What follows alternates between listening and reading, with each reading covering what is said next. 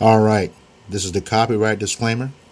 The copyright disclaimer under Section 107 of the Copyright Act of 1976. Allowance is made for fair use for purposes such as criticism, comment, news reporting, teaching, scholarship, education, and research.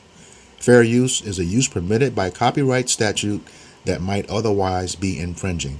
Fair use, fair use, fair use.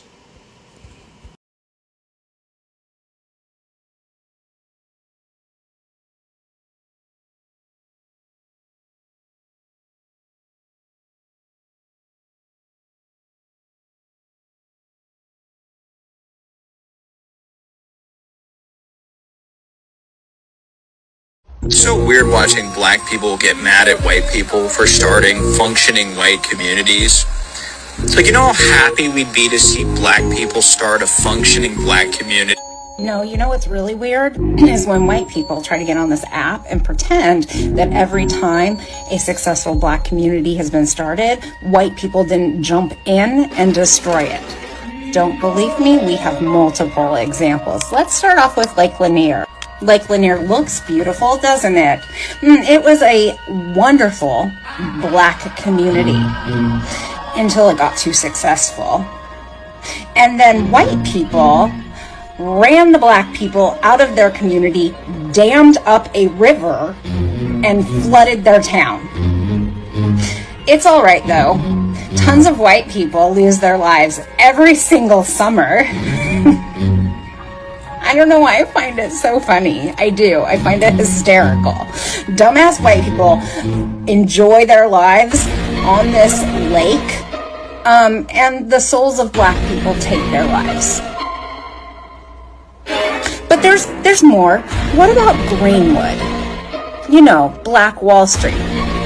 Black Wall Street was in Tulsa, Oklahoma. It was incredibly successful. But then there was a claim that a black man hurt a white woman. Fucking white women. And so a whole bunch of white men came into the town and set it ablaze, killing over 300 people. It was an incredibly successful town. Until again, set ablaze by white people, because God forbid black people have a successful town. There's another one, Rosewood, Florida. There's not even a town left. White people are that weak. They were successful. They claim in their history, in white people history, that they killed 6 people. It was closer to 200. 200 people that they massacred. Anyways, what were you saying about you'd be so happy if black people created a successful black town?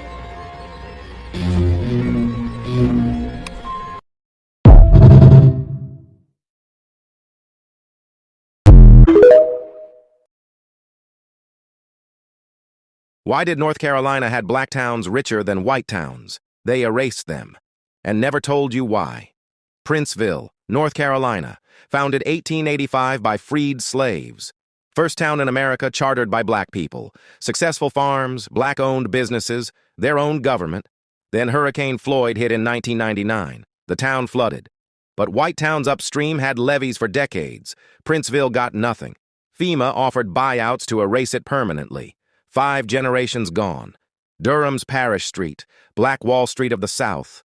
Black-owned insurance companies, banks, doctors, lawyers. North Carolina Mutual Life Insurance became the largest black-owned business in America. Then the 1960s. Urban renewal, the Durham Freeway, Highway 147. They ran it straight through Haiti, one of the most prosperous black communities in the country. Over 600 black-owned businesses. They bulldozed it all, displaced thousands. Destroyed millions in black wealth, generational wealth that could never be rebuilt. They called it progress. Charlotte's Brooklyn neighborhood. 2nd Ward. Thriving black community. Torn down for urban development. This isn't ancient history.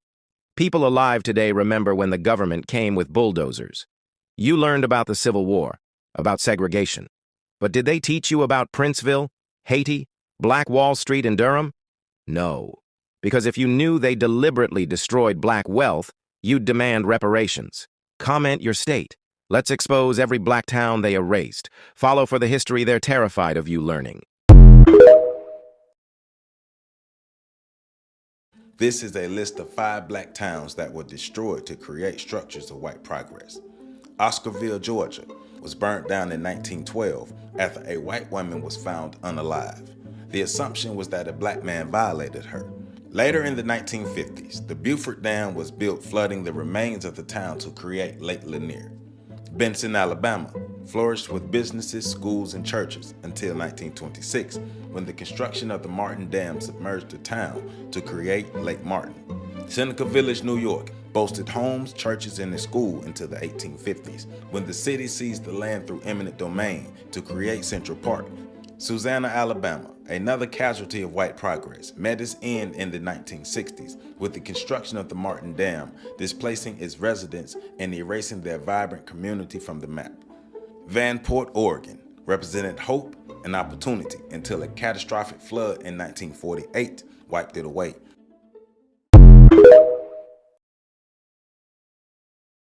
East St. Louis, Illinois, 1917. White mobs burned entire black neighborhoods to the ground. General Frank Dixon would later testify that his troops were told not to fire on the white mobs. It was July 1917 in East St. Louis, Illinois. Thousands of black families had come north looking for factory jobs and a better future. The mobs started attacking them in the streets. Then homes were burned while families were still inside. More than 300 homes and businesses were destroyed. The official death toll was 39 black residents and 9 white. But historians believe many more people were killed. 6,000 black residents fled the city. Many never came back. Weeks later, 10,000 people marched in silence through New York City. They carried signs. No one spoke. 2 years later, it happened again. City after city across the country. History would call it Red Summer. But East St. Louis came first, erased by design. They burned down the wealthiest black neighborhood in America, dropped bombs from airplanes, then called it a race riot. Tulsa, Oklahoma, Greenwood District, 1921, Black Wall Street, black-owned banks, hotels, theaters, newspapers, over 10,000 black residents, millionaires, doctors, lawyers, thriving. May 31st, 1921, a white mob surrounded the area, armed, angry. A black man named Dick Rowland was accused of assaulting a white woman in an elevator. He didn't, but that didn't matter. Here's what they don't teach you. White Tulsans deputized the mob, gave them badges, made the massacre legal. Then they attacked, burned 35 city blocks, over 2,200 homes destroyed, churches, schools, businesses, everything.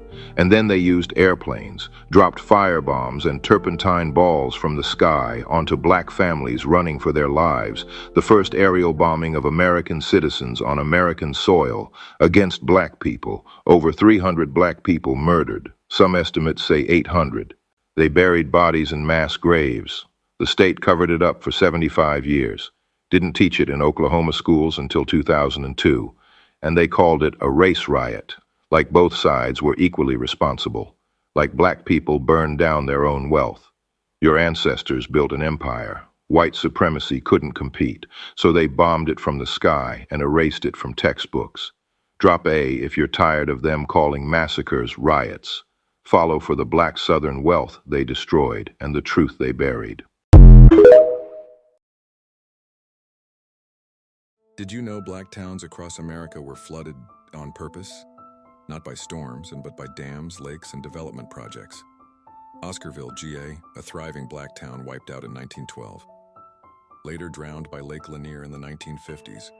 Coaliga, AL, home to the first black-owned railroad, gone buried under Lake Martin. Ferguson, SC, vanished under Lake Marion during a government hydro project. Little Egypt, NC, a peaceful black fishing village, submerged beneath Belews Lake. Vanport, Oregon's second largest city, washed away in 1948. Black residents were never allowed to rebuild. Seneca Village, NYC, erased in 1857 to build Central Park. These weren't accidents, these were black communities erased from the map. How many more we may never know. 14 years, from 1863 to 1877, look at the progress that black people made attempting to be free, Blacks made great strides achieving political offices, developing private businesses, even setting up dozens of all-black towns. In fact, about it, we had built 60 towns. But white terrorists targeted them for destruction. As in Tulsa, Oklahoma, the first bombs that ever fell in America or on American soil fell on Black Wall Street. Y'all remember Black Wall Street in Tulsa? American suburbs weren't natural. They were engineered by the federal government to move white families out of cities and trap black families in urban decay. This was policy. If you grew up in the suburbs, your grandparents got government-backed loans. Black families were legally banned from getting. This is why the wealth gap exists. Keep watching. After WTOIT, the GI Bill and FHA loans gave millions of white veterans money to buy homes in the suburbs. But those loans came with one rule: whites only. The FHA literally created maps marking black neighborhoods as hazardous and refusing to insure mortgages there. They called it redlining. Banks wouldn't lend to black families. Developers wouldn't sell to them. Suburbs had legal contracts banning black ownership. Meanwhile, the federal government invested billions in suburban infrastructure, roads, schools, sewer systems, but left cities to collapse.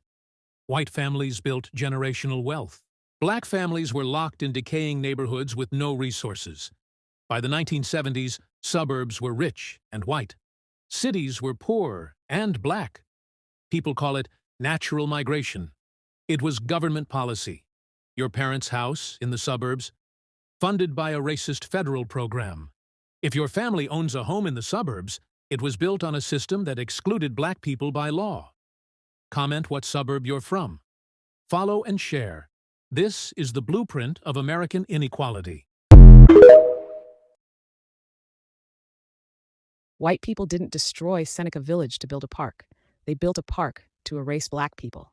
Seneca Village wasn't in the way. It was thriving. Black families owned property, had voting rights, were building wealth, and that was the problem. New York's elite wanted a park, but they also wanted those black property owners gone. Two birds, one stone. They called it progress. They called it beautification. Called the residents squatters, even though they had deeds. The truth? Central Park was always about control, about who gets to own land in Manhattan, about making sure black wealth didn't grow. Black people owning prime Manhattan real estate, that couldn't stand. Not in their New York. They didn't just take the land. They erased every trace that black people were ever there. And now millions walk through that park every year with no idea they're standing on a crime scene. That land is worth billions today. The descendants of Seneca Village, they got nothing. Not even an apology. No plaques, no markers, no acknowledgement. For over a century, New York pretended Seneca Village never existed. Comment if you've been to Central Park. Follow for the history that makes people uncomfortable. They didn't teach you this in school. I will. You ever heard of Buttermilk Bottom? Probably not. And that's exactly what they wanted. Buttermilk Bottom was a thriving black neighborhood in Atlanta. Hundreds of families, black-owned businesses, churches, schools, a whole community. Then in the 1960s, the city decided they needed a highway, Interstate 75 and 85. They called Buttermilk Bottom a slum. Said it was urban renewal, but here's the truth. It wasn't renewal. It was erasure. They bulldozed entire blocks, displaced thousands of black families, destroyed generational wealth, and for what? So white commuters could drive through faster. The people who lived there, they got nothing. No fair compensation, no relocation help. Just gone. And this wasn't just Buttermilk Bottom, Summerhill, Vine City, Sweet Auburn. All across Georgia, highways became weapons against black communities. They didn't just take land. They took legacy, they took history, they took power. And then they acted like those neighborhoods never existed. But we remember. Drop the name of a black neighborhood in Georgia that was destroyed in the comments. Follow for more hidden black Georgia history they don't want you to know. The government turned black neighborhoods into slums on purpose. The government didn't just segregate black communities, they destroyed them deliberately. They took black neighborhoods in St. Louis and rezoned them for factories and toxic waste on purpose, while people were still living there. Then they pointed at those same neighborhoods and said black people create slums. They created the slum, then used it as the excuse. This is in a book called The Color of Law.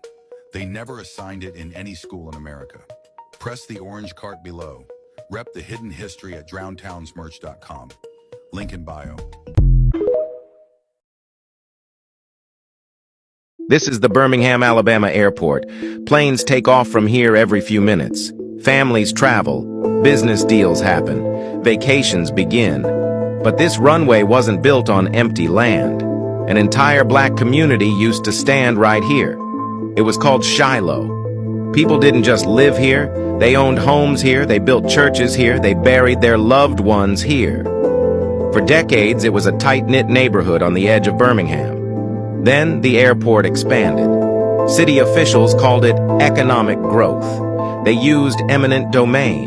Property was condemned. Families were told to relocate. Some had lived there for generations.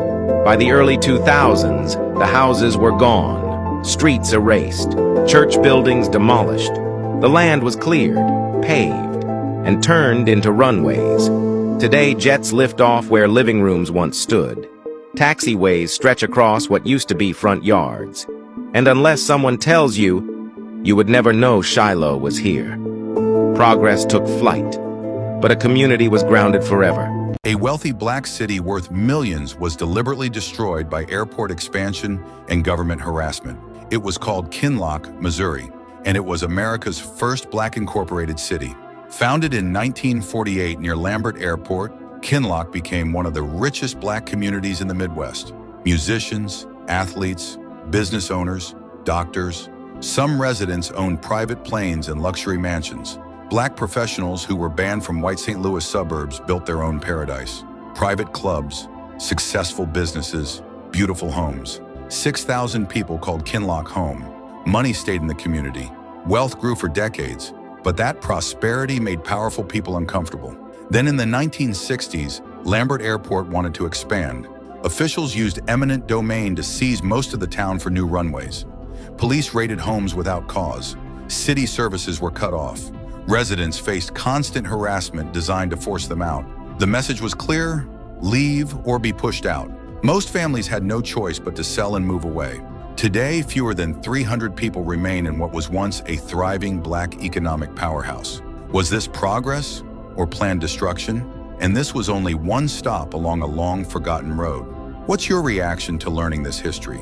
Why do you think it isn't taught in schools? Comment below and follow Legacy Builders Eternum. What if I told you one of America's busiest airports, Dulles International Airport, was built on top of a thriving black community that owned farms, businesses, a school, and even the county's first airport? This was Willard, Virginia, home to formerly enslaved families like the Crorums, the Baileys, the Robinsons, and the Thomases. They didn't just live here. They owned it. Formerly known as Willard Crossroads, the community included farms passed down through generations, a post office, and even the Willard store, which was a community hub for all essentials. The Willard Color School, educating black children during segregation, and Shiloh Primitive Baptist Church, the heart of the community. Willard was also home to the Blue Ridge Airfield, which was Loudoun County's first airport, built on black-owned land. So in 1958, without public hearings, the federal government selected this land for Washington Dulles International Airport. Families were paid an average of $500 an acre, which was underpaid. Condemnation letters were sent to over 87 landowners. More than 300 homes were bulldozed, including homes, farms, the school, and the church. Graves were moved and families were moved off of the land that they legally owned. But the people of Willard didn't disappear. They rebuilt across Virginia, Maryland, and Washington, D.C., becoming educators, community leaders, and business owners, passing down the legacy of black ownership and excellence. Black community and excellence cannot be erased. The families of Willard rebuilt, proving that black excellence survives even when history tries to erase it. Today, we honor that legacy by building community, funding founders, and lifting black excellence at Black Girl Ventures. This Black History Month, share this story, tag a founder, and honor the power of black ownership. Happy Black History Month!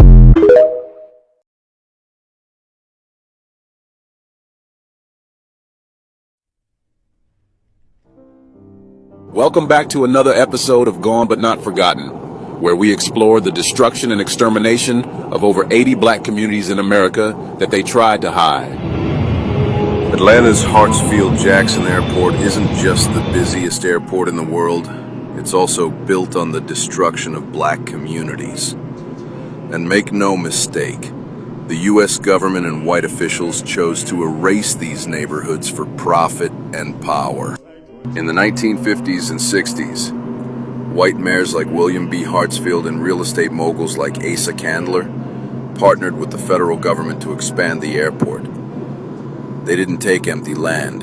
Instead, they targeted black neighborhoods like Mountain View and Plunkett Town. Families were forced out under eminent domain, paid pennies, and left with nowhere to go. Black churches were bulldozed.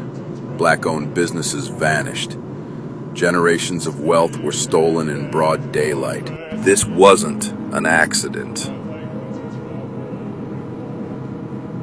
Across America, whenever white America wanted land, highways, airports, stadiums, it was black families who were sacrificed. The federal government funded it, white officials ordered it, and white contractors profited from it. This is structural racism, written in concrete and steel.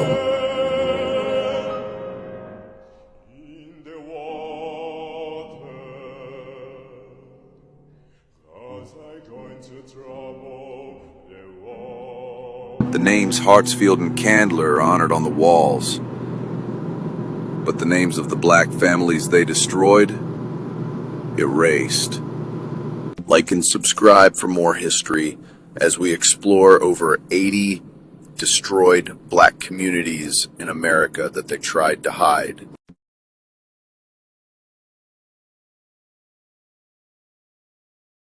Did you know that Los Angeles International Airport was built over a thriving black neighborhood? In the 1920s, the Little Harlem of the West existed where LAX stands today. Black families lived peacefully, owned homes, and ran businesses in Westchester. But in the 1940s, city officials decided to build an airport, using eminent domain to force residents out. Homes were bulldozed, and many families were paid far less than their property was worth. Today, there's no marker or memorial for the community that once thrived there. Next time you fly from LAX, remember the history buried beneath the runway. O'Hare Airport is one of the busiest in the world, a symbol of Chicago's global reach. But its rise came with a human cost few want to talk about. Entire neighborhoods were bulldozed working-class communities, many black and Latino forced out to make way for runways and terminals. Families lost homes, schools closed, and community ties were severed, all in the name of progress.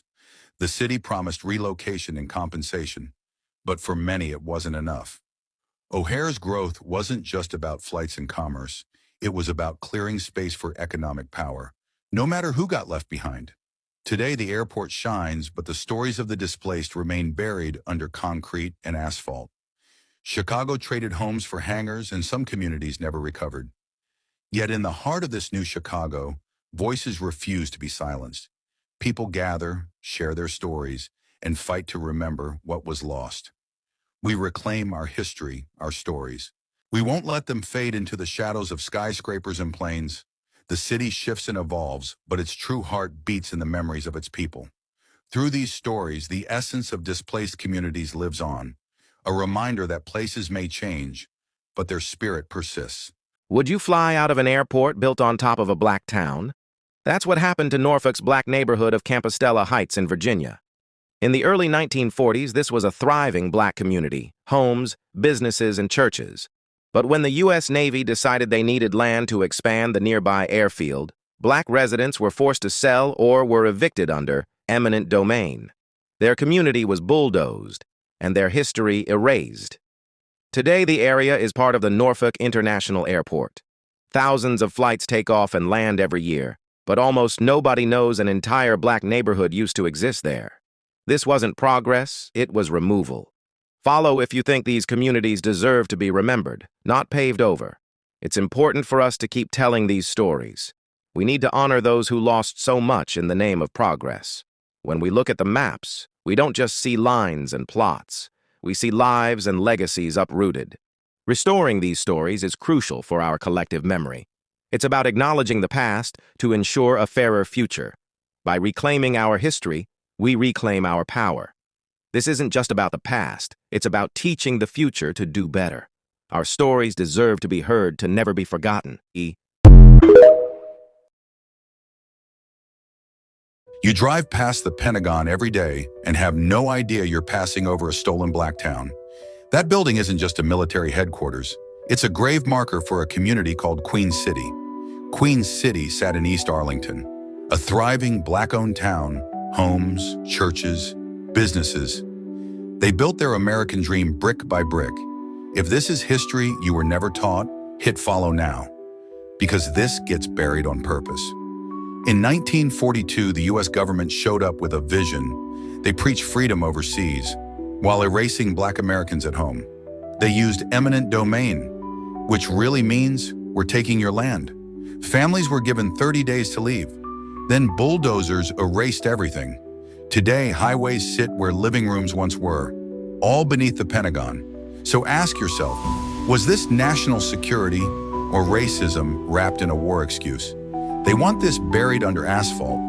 Follow for the history they tried to erase. Nestled in Arlington, Virginia, Queen City was a vibrant black neighborhood established in the early 1900s on land initially owned by the Mount Olive Baptist Church.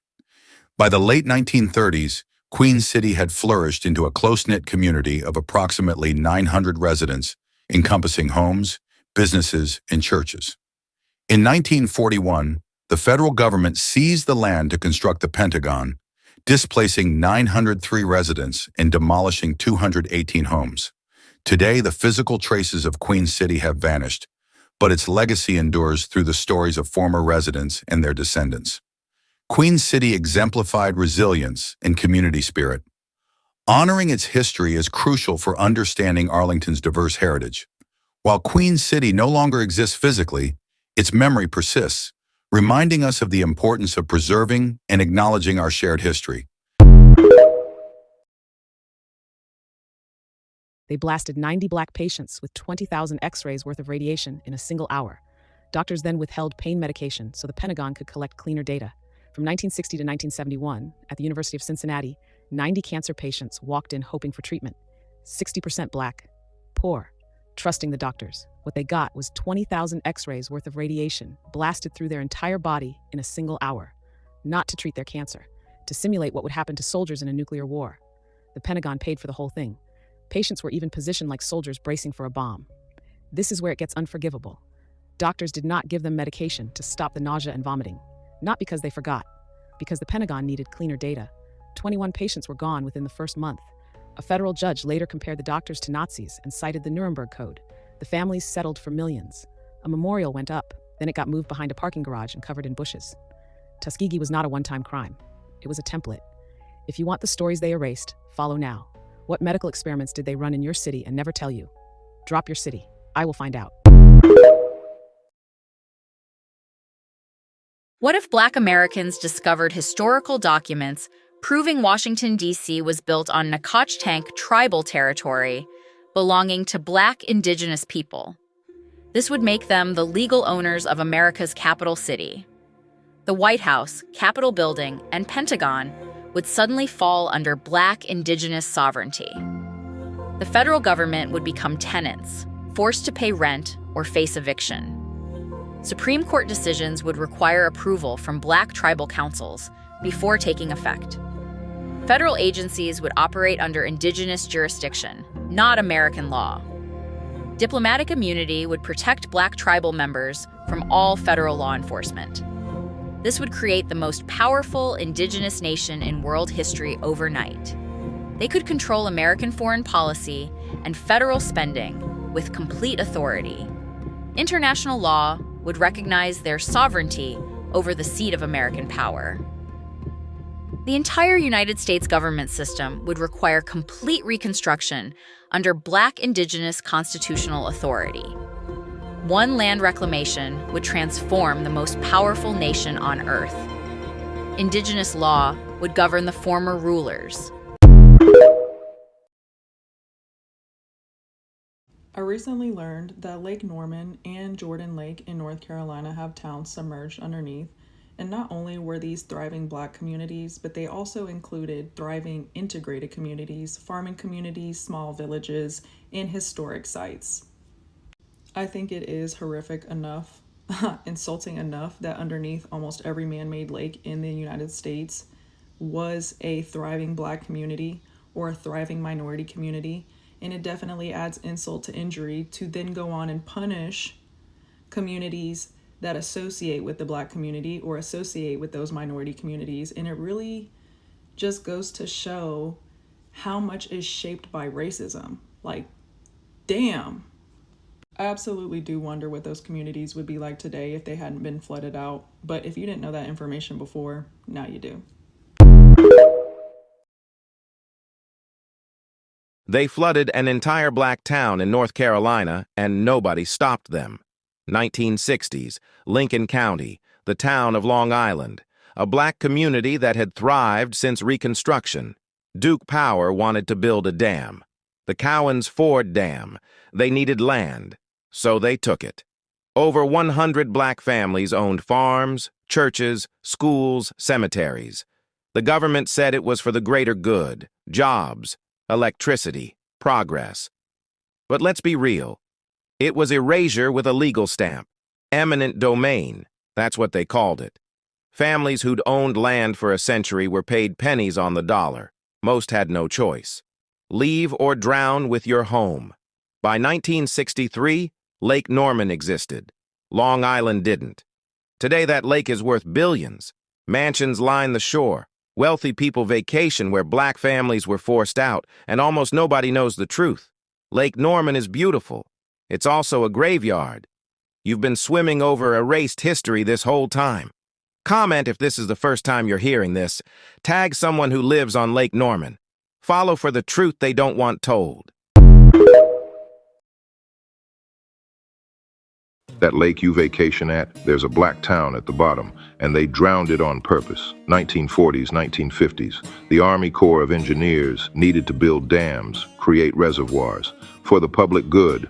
But here's what that really meant. They targeted Black towns, Oscarville, Georgia, drowned in 1950 to create Lake Lanier. Over 700 Black families forced out, homes bulldozed, churches destroyed, cemeteries flooded. They gave them pennies for land worth fortunes. Seneca Village, New York, 1857, thriving Black community. They tore it down to build Central Park. But the South, they just flooded them. Coahuila, Alabama, Black town on the water, gone. Lake Martin sits on top of it now.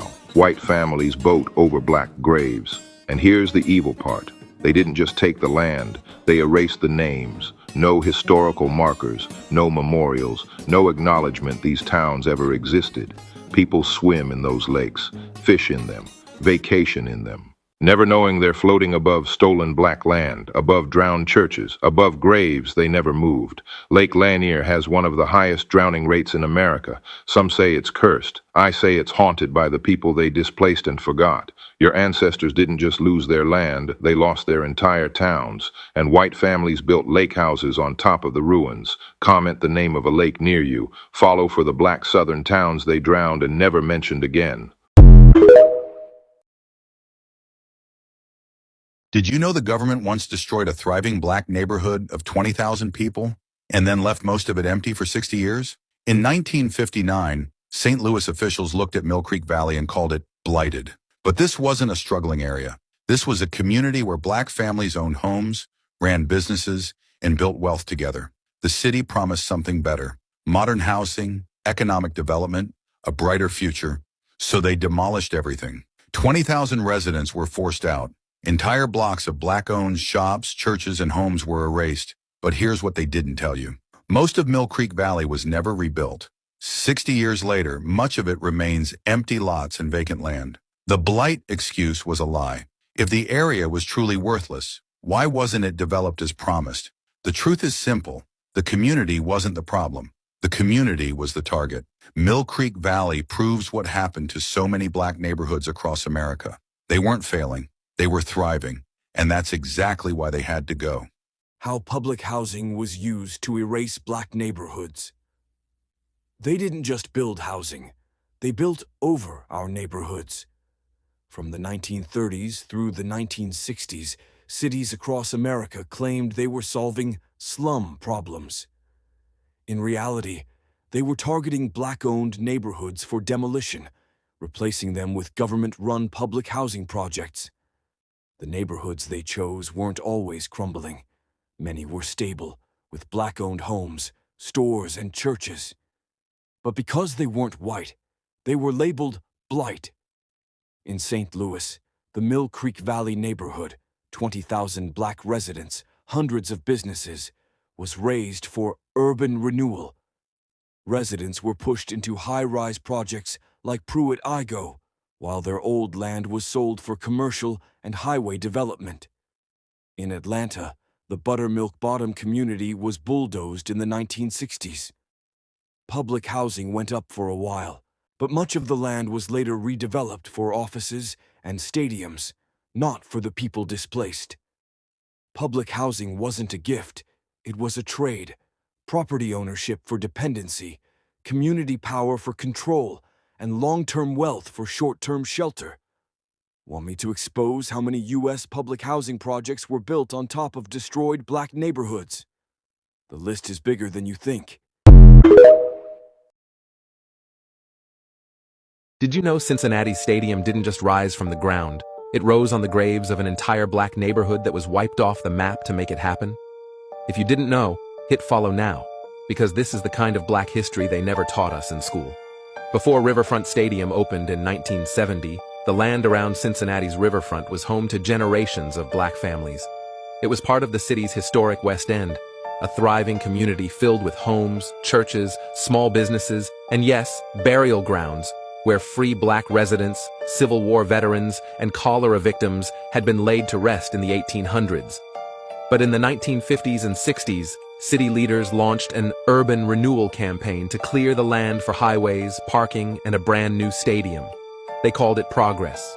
But for more than 25,000 black residents, it meant displacement. For the dead, it meant their graves were moved, forgotten, or simply built over in the rush to modernize. When Riverfront Stadium finally opened, the city celebrated.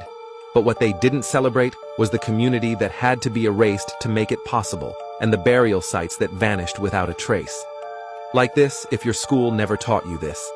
Comment with the broken heart emoji if you believe the people who lived and died there deserve to be remembered. And follow for more hidden black history from Ohio they tried to erase.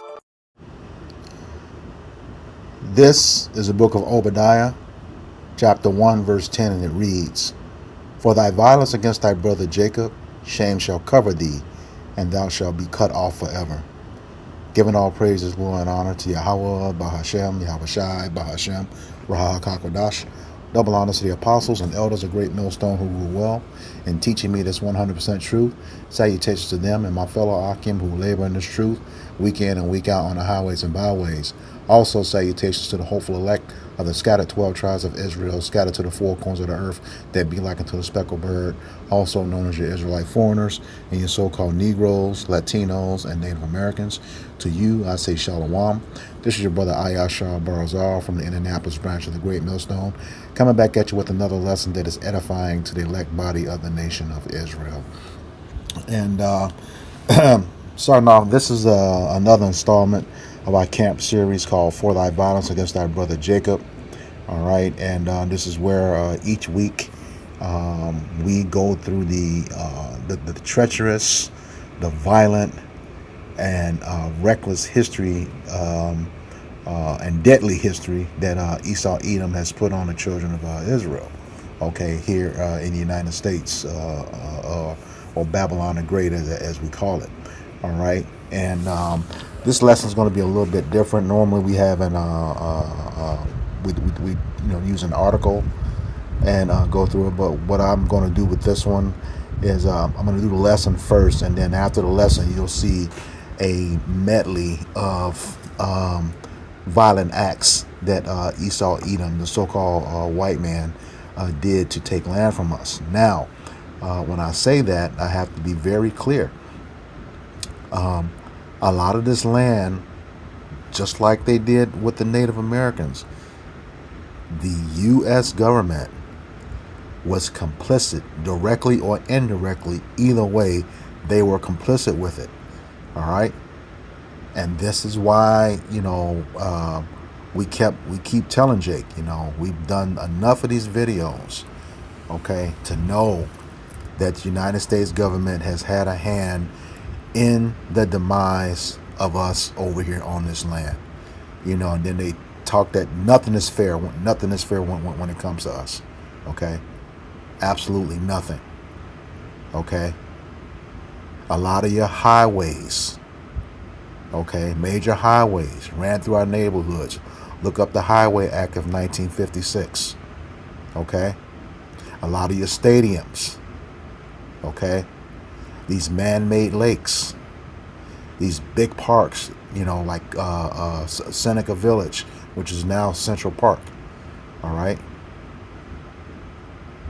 Lake Lanier, and one that was done, which is here in Indianapolis, Eagle Creek, was over.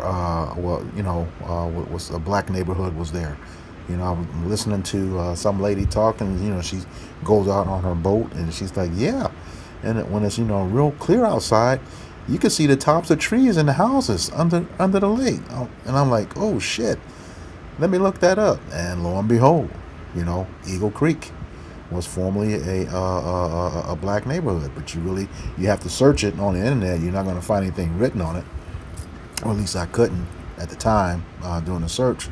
But yeah, and a lot of these properties were taken by violence. They through the what's the term, eminent domain, or when they labeled a community blighted. Okay, urban renewal. All these were terms to take land that Jake had rightfully owned from them and do what they wanted to do with it. Like I said, the Highway Act of 1956. From my hometown of Chicago, you got I-290, which is the Eisenhower Expressway. He was the president at the time, and Dan Ryan, he was on the committee for that. That runs into the Eisenhower Expressway. I mean, these are just some fucking devils, I swear, and they need to go. They're going to be exposing all of this stuff about them, and that's what this, the scripture was going into. It says, "Shame shall cover thee." We're starting to find all of this stuff out. It's being exposed 365, 24/7. All the stuff that you did. So it wasn't just Gad who had their the Native American Indians, or Gad, that had their lands taken. It was also Jake after Reconstruction. And then you had these dumbass so-called white folks be talking shit about, you should build. They don't know shit about history. Build your own communities. We did, and you destroyed it, which is what this medley of videos is going to show you. Okay? The government has always been our enemy. You can see that today, but you can go back as far as the 13th Amendment. They never ended slavery. Okay? They took it from the private owners so they can have it.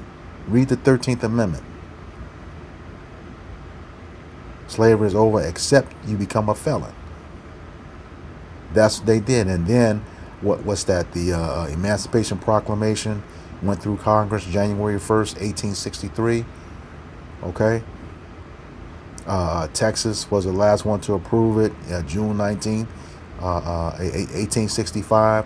So in that 2.5 year period, they were taking all those black codes that the states had, and making them laws so they would be felonies. So you can go right back to the plantation where you came from. Okay? If not another one. Or going to convict leasing, like the movie Life that they showed you. All right? Just straight fucking devils. But, at the end of the day, this is our punishment. for transgressing against the Lord. And the more, I learn, and I know the other brothers who do these videos with me, that the more we learn, hey, we really messed up with Yahweh Bashem Yahweh Shai. All right. But that time is coming to an end. But once again,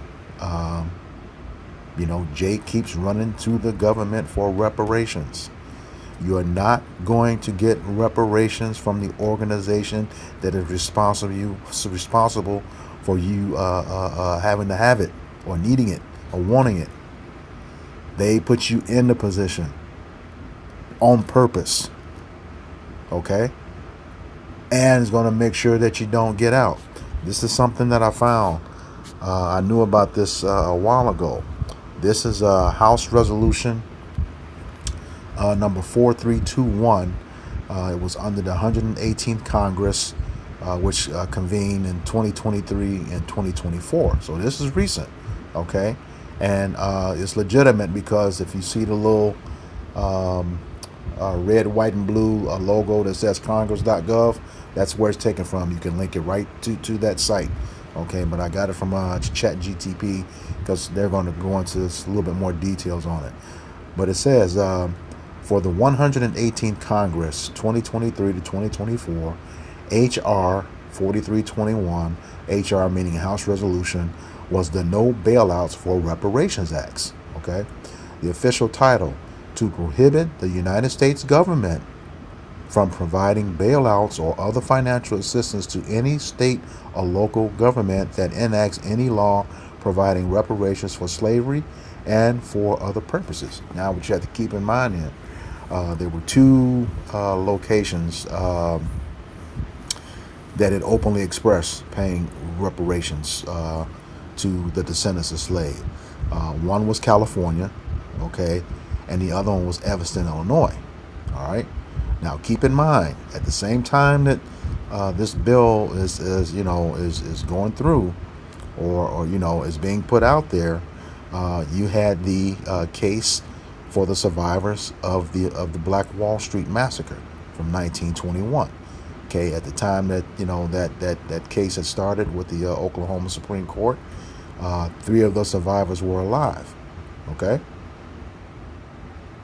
they were alive, and by the time it was once this hit the floor, okay, this bill, this House resolution, okay, once this hit the floor, the case wasn't decided on until after this hit the floor. All right, and eventually, once they put this in place, the last survivor from Tulsa, Oklahoma, I forget her name right off the top of my head, but the Oklahoma Supreme Court rejected it, so there was no reparations, even though they said you have to have survivors. Okay, well, that wasn't the case. They rejected it, even though all the proof was there. And if you'll notice in one of the documentaries, they called it a riot when that wasn't the case. The U.S. dropped bombs on that neighborhood. Jake died in that for no reason, a false accusation. All right? So go on and read about this bill. It says, key provisions. The bill proposed that the federal government could not provide bailouts or other financial assistance to any state or local government that enacted a law providing reparations for slavery. So let's say if there was another Hurricane Katrina, there was not going to be any federal aid for that if you had a law on the books. That's why you have not heard from California talking about it anymore, neither Evanston, Illinois. Okay? It says it was aimed at preventing federal taxpayer funds from indirectly supporting jurisdictions that adopt reparations programs. And look at what we're doing today. Where your tax dollars are going to a foreign country. You know who they are. You know exactly who they are. It's going to a foreign country who, for the most part, are hell-bent on destroying this place like they destroy everything else. but you don't want to help the people who built this son of a bitch, okay? And that's okay. That's okay. The bill was sponsored by Brian Babin, a Republican from Texas. No surprise there.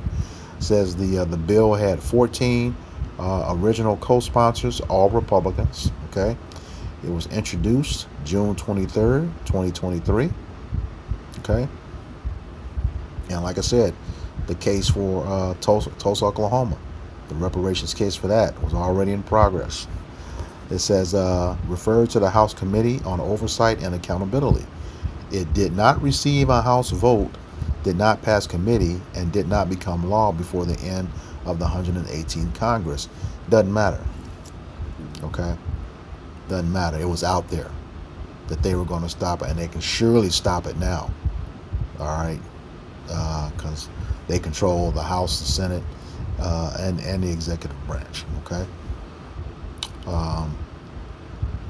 It says, if interested, I can also provide full text of HR 4321, explain how it affected cities that established a reparations program. So I didn't even go through all of that because we know it didn't happen, but we know it was put out there, and we also know that the reparations for the last survivors of Tulsa, Oklahoma were, rejected. All right, that's what this devil does, and you still begging the same government to bail you out when it's clear there's no intention to. All right, this is the book of Psalms, chapter 94, and starting at verse 20. It says, shall the throne of iniquity have fellowship with thee, which frameth mischief by law? Okay, and who's the throne of iniquity? Who's in rulership? That's what a throne means. Esau, Edom. Okay. Shall they have fellowship with thee? You know, are they going to be look for your best interest? Fuck no. Which frameth mischief by law? That's the government. Okay, that's what they do. Verse 21.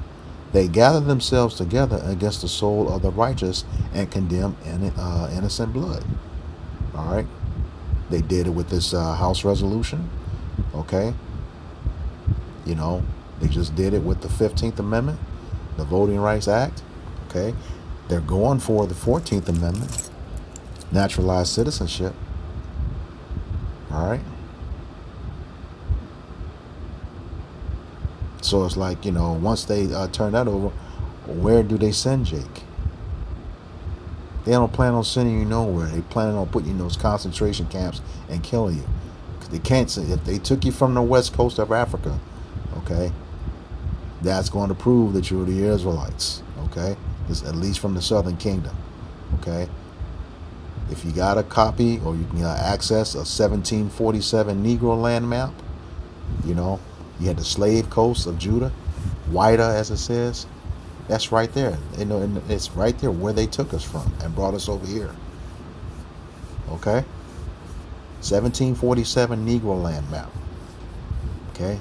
It's called the Slave Coast. And it tells you who was there. Judah, Southern Kingdom of Israel, Judah, Levi, and Benjamin. Okay? That's what they did. Okay? Condemn us. All right? It says, verse 22, but Yahweh Hashem Yahushai is my defense, and my power is the rock of my refuge. My God is the rock of my refuge. This is all we have to depend on. Okay? Yahweh Hashem Yahushai. You know, Deuteronomy 28:68 says, no man shall redeem you. Okay? No man shall buy you. That word buy goes into the Hebrew word qanah, which means redeem. Okay?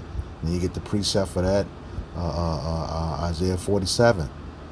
You know, our Redeemer is the Holy One of Israel. He said, I will not meet thee as a man. Okay? So if it says no man is going to save you, and the Lord said he will not meet thee as a man, even though he is a man, that means he's coming back in his angelic power. Okay? He's not going to meet you as a fleshly man. All right? It says, and he shall bring upon them their own iniquity, and shall cut them off in their own wickedness.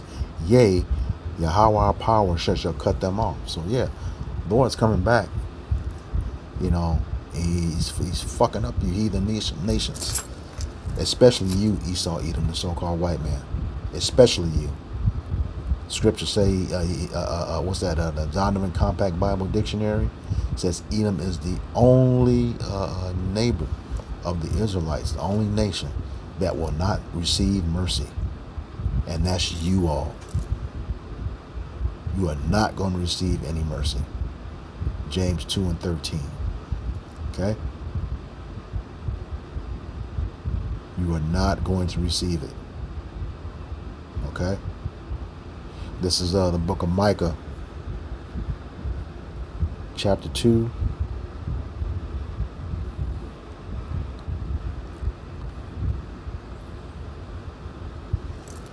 Verses 1 and 2. And it reads, woe to them that devise iniquity. And that word woe means death and destruction. All right? Woe to them that devise iniquity and work evil upon their beds. When the morning is light, they practice it, because it is in the power of their hand. Okay? Who's in rulership now? Who has the power in their hands? Esau, Edom, the so-called white man, who is the wicked. Let me skip to go to this. This is Job. Just prove that. Job 9:24.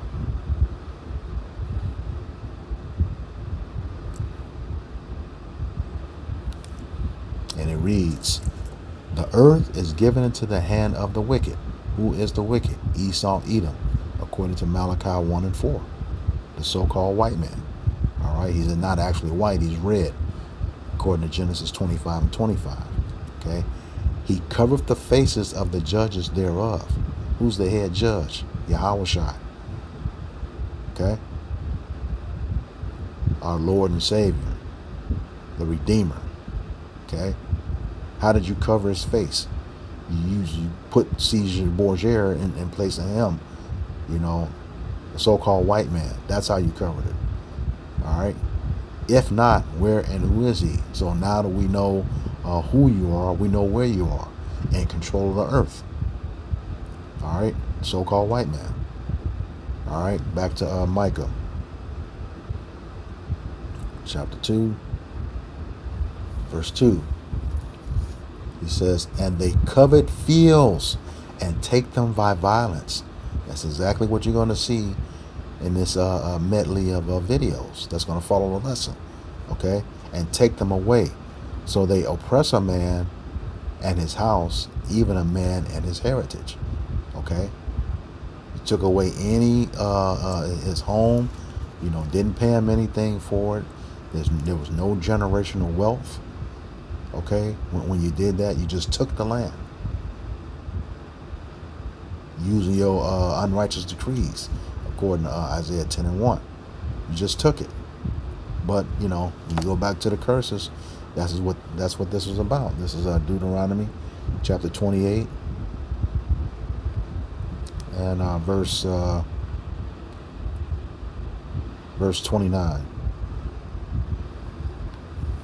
And it reads, and thou shalt grope at noonday, as the blind grope in darkness.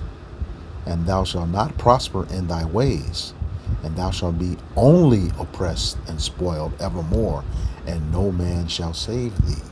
All right? Only oppressed and spoiled, robbed and spoiled of all of our, whatever we had, taken away from us. Okay? Constantly oppressed. All right? But the day comes when this devil is going to have to pay for that. All right? Real talk. This is Isaiah chapter 13. This is a prophecy. verses 9 through 11. And it says, Behold, the day of Yahweh Bashem Yahushai cometh, cruel both with wrath and fierce anger, to lay the land desolate. It's talking about America, Babylon the Great. And he shall destroy the sinners thereof out of it. Okay? The sinners, you know, the wicked 2/3 of our people, okay? As well as Esau, Edom. It says, For the stars of heaven and the constellations thereof shall not give their light. The sun shall be darkened at his going forth, and the moon shall not cause her light to shine. That's because of all of the smoke from those nuclear missiles, you know, pelting this place. All right? It says, And I will punish the world for their evil, and the wicked for their iniquity, and I will cause the arrogancy of the proud to cease, and I will lay low the haughtiness of the terrible. It's all talking about you, Esau, Edom, primarily. You know, the other heathen nations, and, you know, of course, the wicked 2/3 of our folks. But the Lord is coming back to destroy you. You know, Isaiah 63. Who is this coming from Edom with dyed garments from Basra? Okay, that's you, the so-called white man. He's coming to destroy. All right. And while he's punishing you all, you know, his elect are going to be beamed up on those chariots. Okay, seeing everything. All right. This is the book of Isaiah, chapter 26.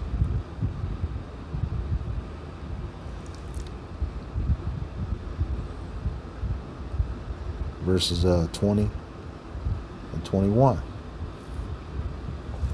All right. It says, Come, my people. Like when he says in Revelation, come up hither. You know, it's calling us up. And we're going to hear him too. Call us up on those chariots. And I say us in the most humble way. You know, that I pray that I be one of his elect, you know, that's saved in that day. Say, Come, my people, enter into thy chambers, and shut thy doors about thee. Hide thyself, as it were, for a little moment, until the indignation be overpassed. And that's the Lord's righteous anger against this place, Babylon the Great, aka America. All right. Verse 21, it says, For behold, the Lord cometh out of his place to punish the inhabitants of the earth for their iniquity.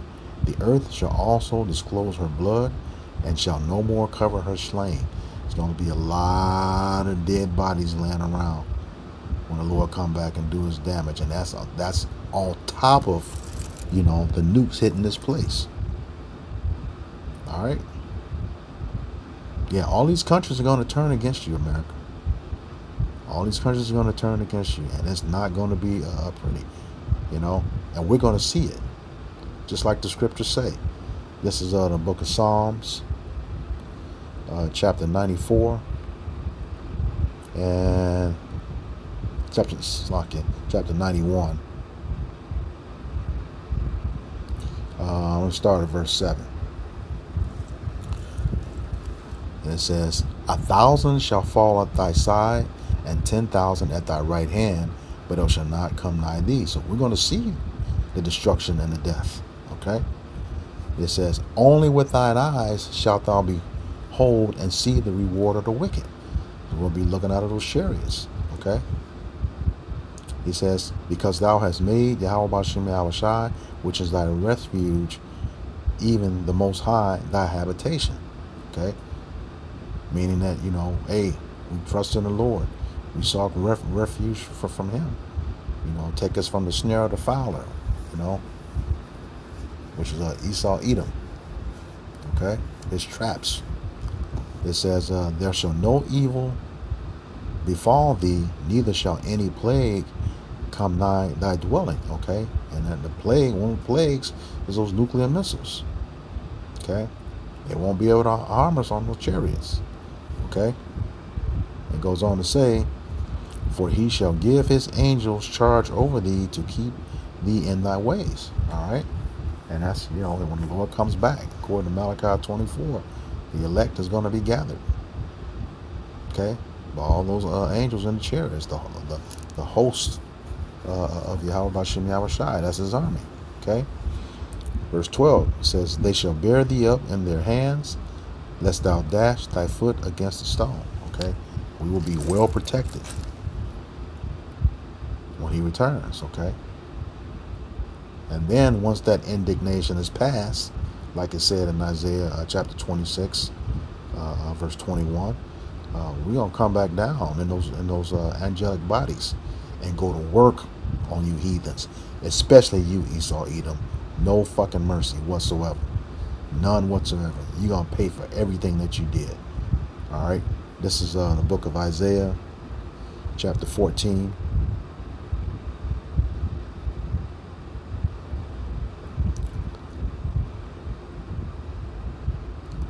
Verse 21. All right, it says, "Prepare a slaughter for his children, for the iniquity of their fathers." Okay, so all you out there saying, "Well, I didn't have anything to do with it. Those are my ancestors. I didn't have anything." Don't matter. Don't matter. You're gonna pay for it. The Lord said in Job 34 and 29, it's at his discretion whether he wants to judge a nation or judge a man. And the nation of Edom is going to be judged according to Obadiah 1 and 18. The whole nation. And it's going to be by the hand of the southern kingdom and the northern kingdom of Israel. All right. It says, let me go back, Isaiah 14:21. "Prepare slaughter for his children, for the iniquities of their fathers, that they do not rise, nor possess the land, nor fill the face of the world with cities." You will never be in rulership again once we come down off of those chariots. You going into slavery for 1,000 years, gonna be twice as long and twice as hard as we did it, and we gonna fuck you up. In righteousness. It's a righteous thing. All right. It says, "For I will rise up against them, saith the Lord of hosts, and cut off from Babylon the name, Edom," gonna be cut off, "and the remnant, and the son, and the nephew, saith Yahweh Bashem Yahweh Shai." That's the whole seed line. All right. Gonna be cut off. All right. And while you're in that servitude and you don't want to serve, hey, you're just going to, be taken out. All right. This is Isaiah 60 and verse 12. It says, "For the nation and kingdom that will not serve thee shall perish. Yea, those nations shall be utterly wasted." And that's what's going to happen to you anyway, Esau Edom. It's going to happen to you anyway. Like I said, Obadiah 1 and 18. I'm going to grab that. Yeah, to conclude the lesson, and then you can watch, the clips. All right. 1 and 18. It says, "And the house of Jacob shall be a fire," Jacob being the northern kingdom, "and the house of Joseph a flame," Joseph being the northern kingdom, "and the house of Esau for stubble." Okay? When you burn something down, like wheat or something like that, it's just stubble. It says, "And they shall kindle in them and devour them, and there shall not be any remaining of the house of Esau, for Yahweh Bashem Yahweh Shai have spoken." So yes, you all have an expiration date while you're trying to get rid of us. You're the one with the expiration date, never to return again. That's what Isaiah 14 and 22 said. You will never rise nor fill the world with your. Let me go back. Fill the world with your face. Isaiah 14, 22.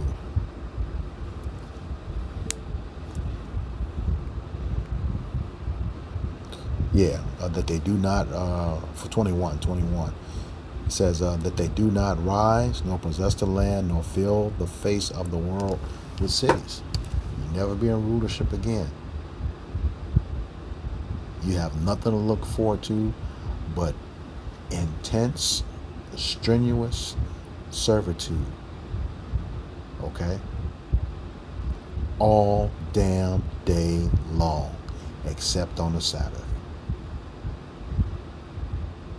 And you're going to do it in the sun. Alright? So with that, I hope this lesson was edifying to the elect body of the nation of Israel. Once again, I'm going to give all praises, glory, and honor to Yahweh, Bahashem, Yahushai, Bahashem, Raha HaKadosh. Double honors to the apostles and elders, a great millstone who rule well in teaching me this 100% true.